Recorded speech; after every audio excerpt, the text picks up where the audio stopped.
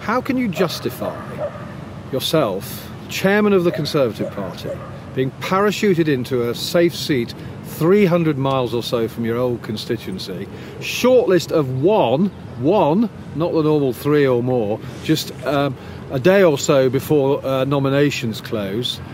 How do you answer the charge? It just looks like an appalling stitch-up, and you are part of a self-serving elite.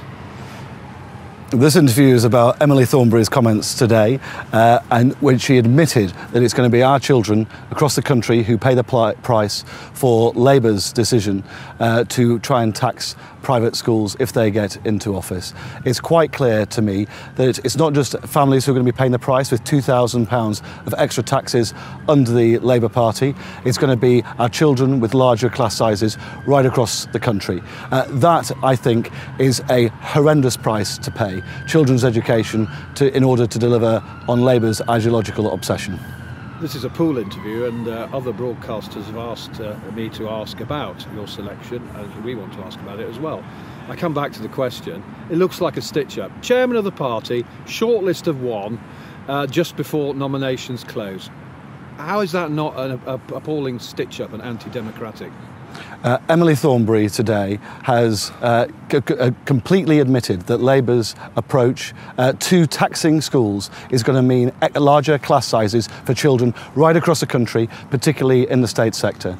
Their children are going to be paying the price for Labour's ideological obsession, with over £2,000 extra on tax for their parents and larger class sizes for children. It's children and families who are going to pay the price under a Labour government. So you can't justify the way you have been parachuted into Basildon and Billericay. You're not denying it's a stitch-up and it's anti-democratic.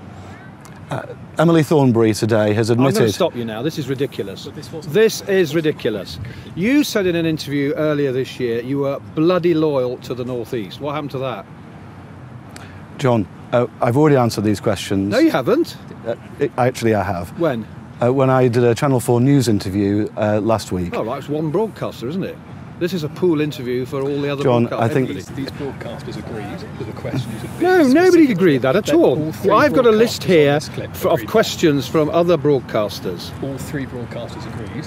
Everyone on this... Nobody's agreed. No, absolutely not. No, absolutely not. The proof. They all agreed this. Well, if that's where it's going to go, then we'll just leave, because that's not what we agreed to come here today to discuss.